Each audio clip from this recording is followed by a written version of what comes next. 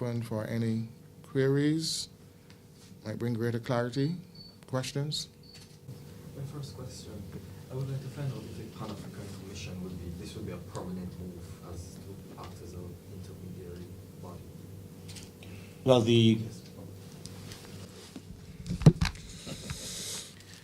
there is the immediate crisis that we will seek to manage to ensure that the students are properly settled. But we are also focused on the longer-term arrangement to ensure that for the duration of the stay, it is not merely an exercise in coming here for the academics. They should leave here understanding Barbadian culture, and we, are tasked with using the resources of government to ensure that they get a full understanding of everything from the culture. They'll be here for crop over, etc. And they are also our unique way of engaging business enterprise, our way of approaching education, our system of governance, and so on. They should have a full understanding of that when they leave. So we want to ensure that I'm certain much of that has already been discussed and is in place with the organizers. But we want to ensure that we make the developmental programs of government available to enhance and enrich their experience. And beyond this 9-month process and program, there is a great role for the Pan-African Commission as it continues to reach out to persons coming from the continent of Africa, particularly West Africa and Southern Africa, to help shape the kind of agenda, national agenda for our outreach to those parts of Africa. So that too is part of the longer-term vision where the Pan-African Commission can now share and allow those persons coming from those parts the full benefits of being educated, of having even the visiting aspect of tourism further develop and helping to develop other deeper linkages, as Dr. Murray explained, government's general initiative, a lot of it through the Ministry of Foreign Affairs, and other agencies of the state to reach into that part of Africa for mutual benefits. It's been centuries since we've been separated by the Atlantic Ocean, the Middle Passage, and all of that took place. So this is a sharing, a giving back, an understanding, cross-cultural fertilization. All of these benefits are those things that we're looking at. Mr. Minister, can you say, BCC starts next week, can you say what state of readiness they're in to accept these students? BCC start next week for whom? 20th. For let's understand, because I've seen some confusion in the minds of people in the media. This is a special project. This is not taking the students in this special project and plunking them down next to a student across the system.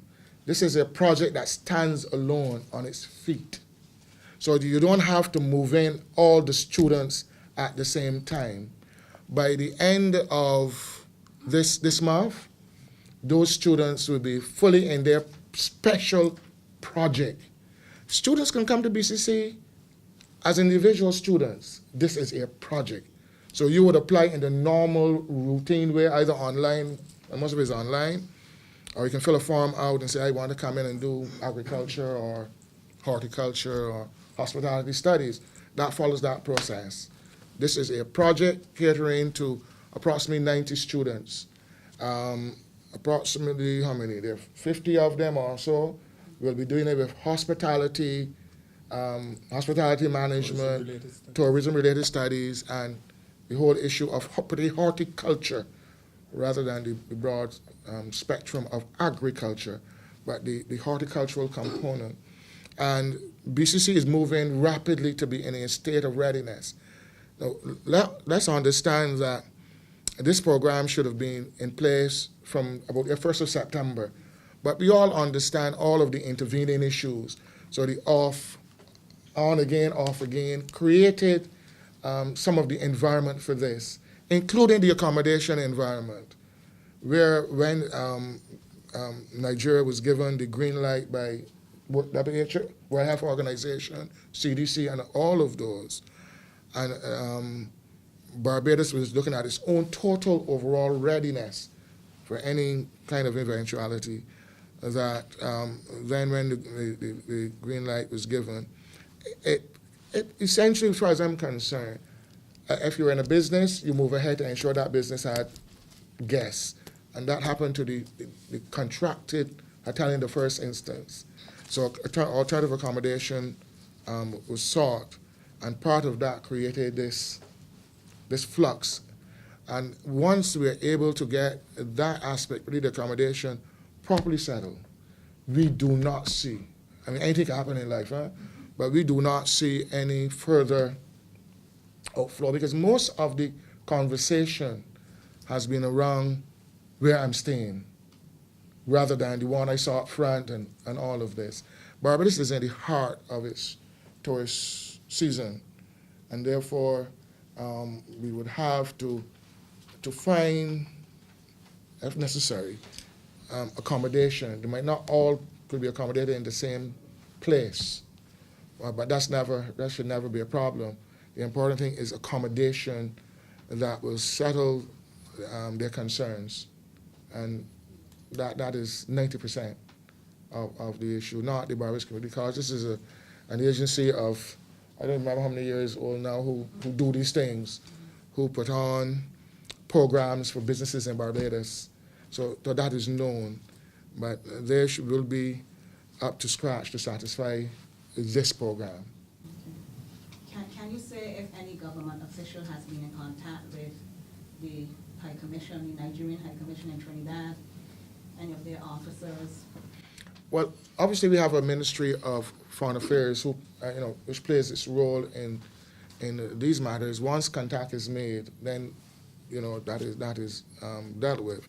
I cannot say definitively, because remember, even though as I've explained, the government would have been involved through the processing of their presence in Barbados, the Ministry of Health would have been there to deal with any health issues. I cannot say definitively if there has been the Ministry of Health, because again, we know that there's been some presence initially in the early part of this exercise and in communication with the embassy, Nigerian embassy in Trinidad, but I can't say at this current stage. I know that there are, I believe, 1 or 2 officials who should be either here now or on their way, I suspect on their way, to further explore and help to resolve any niggling or outstanding issues that may be before the students. Mr. Murray, we have Comishon and his group who've already made lots of contact with students. Are you going to be working with them, or? The Pan-Africanists, did what Pan-Africanists who were, if they saw, would do, which is, as soon as there is an issue with anybody from the African diaspora, intervene to see where solutions can be found. And that's why I drew the distinction early between the Pan-Africanists in civil society and the Commission for Pan-African Affairs. So any work that they would have done in assisting to settle the issue, is work that we compliment. And at the same time, we will see how we can build on what was done already as the official representative for government on the ground. I want to, when I spoke not long ago, I spoke of the benefits to the Nigerian students. I also want to emphasize the benefits to Barbadians generally, who, with the growing awareness and curiosity about our history, our shared history as a country that's over 90% African descended. And, in another month, you'll see this very evident in the schools as all of the children are wearing African wear, and the schools are seeking to promote and understand our African heritage. So we see this as a great advantage to have Nigerians here. Often the Commission for Pan-African Affairs, we would be inundated with requests for African resource persons. This time around, it should not be a problem. We have at least 90 at hand, well, 87 at hand, and then the other Nigerians that are already here, and then the other Africans. So we are viewing this, this initiative in an extremely positive light. Is there any concern from your end, the Ministry of Education, as it relates to any fallout with the education tourism project? No, in fact, no. We still remain highly positive that our initiatives going forward are going to bear fruit. I would expect that in August of this year, through, again, the contact with private entrepreneurship, and the University of the West Indies. This is something that's already started. Thankfully, I was able to have discussion along with the governor of the central bank and one or two local Barbadians on this particular initiative in relation to the University of the West Indies. Because let's understand, while we were maybe standing a bit still, places like Canada were going into Africa and bringing students across the Canadian community colleges and universities and benefiting substantially when you hear the kind of monies being earned from this, the provision of that education product. I know we are almost still in our infancy.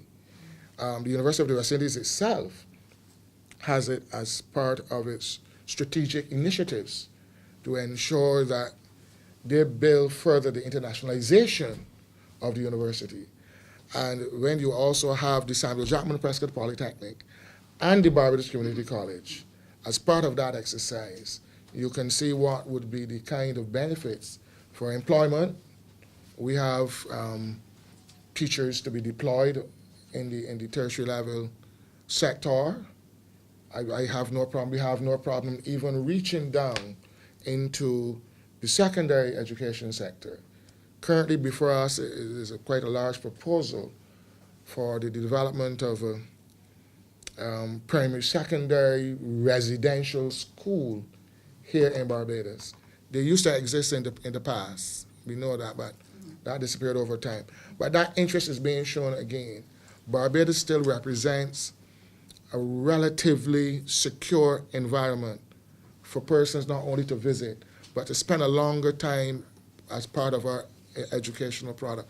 So all of these are things before us. We're going through the analysis because, the more buildings you put on land, that land is taken out of agriculture and all of that.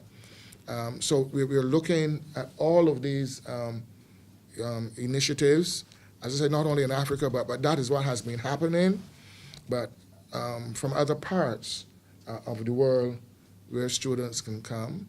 I've been saying, even though we're going through major rehabilitation of our sugarcane industry, 900, 1,000 students in Barbados will, in 1 year, earn more money than what is currently earned in our sugarcane industry. So maybe triple or quadruple that. So what we're doing is igniting all of the sectors. You'll hear the Minister of Culture speak about that, the cultural products, and Deryck is also a part of that arena. Right from our end, it is the educational product because, as I said, we have personnel, we have content, all of that can be shared with brothers and sisters across the world. Also on the same issue. Give her a Sorry. chance, give her a chance. That's it, go ahead. Okay, my question is, considering going forward, we want to work more with Africa, I think a lot needs to be done to raise the awareness of Africa in Barbados, because when you look at the dialogue and the commentary that are coming from some Barbadians, there's a lack of awareness. There is great ignorance to what is in Nigeria, what people of Nigeria represent, who they are.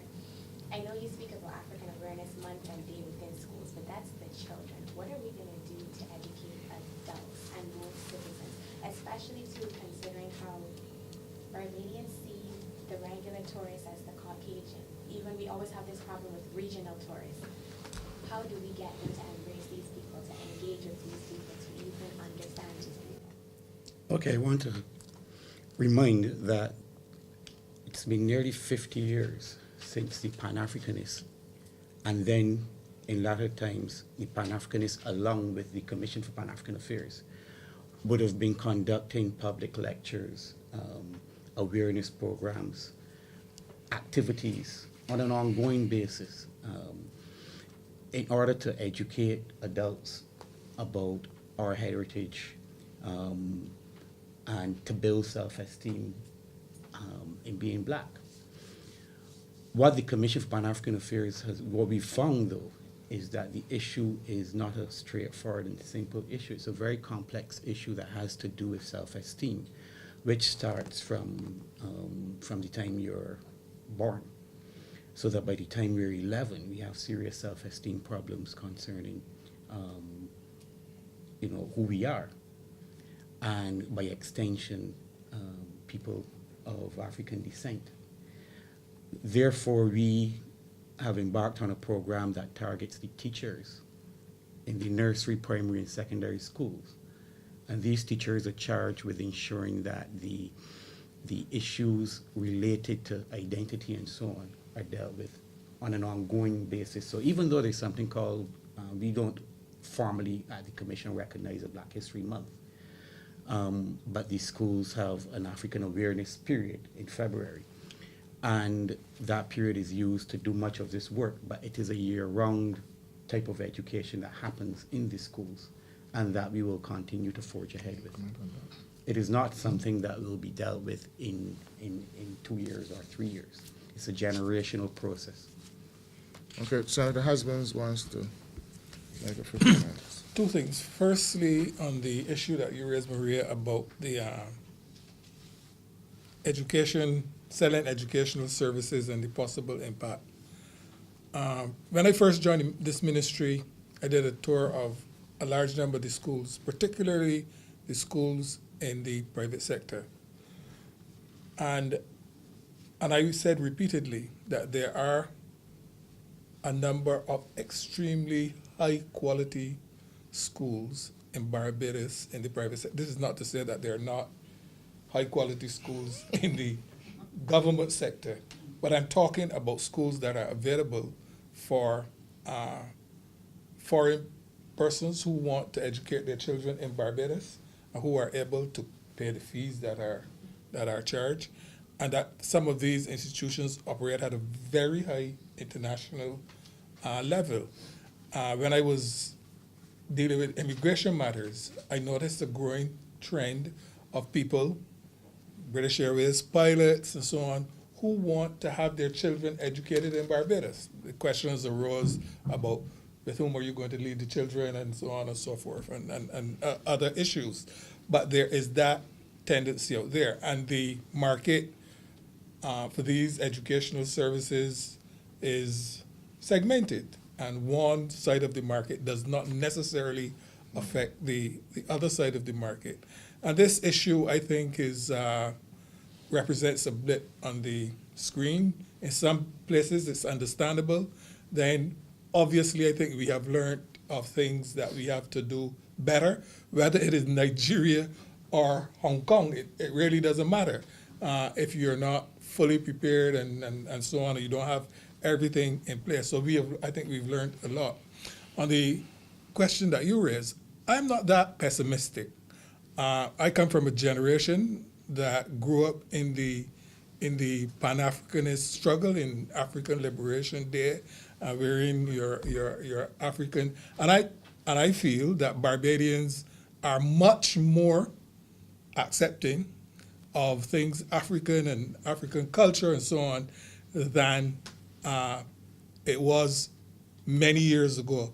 Obviously, there are still pockets of people, and these are maybe represented as a vocal minority who still keep a lot of noise. But I think, having lived in both times, that the acceptance today of African cultural things and so on is much higher in Barbados than previously.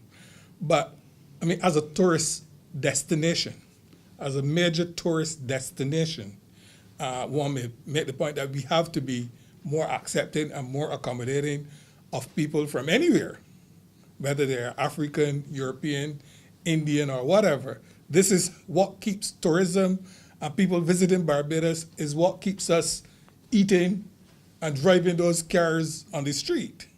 And whether we have a great understanding of Africa, or it is the stark reality facing us. And whether we like it or not, this is the trend, or this is the direction in which the community has to move. But I'm more confident. I have more faith in Barbadian people and their acceptance of African and things African than your question may tend to suggest. Ladies and gentlemen of the media, I'd like to say thank you very much, and I hope that you have had a number of your questions addressed this afternoon.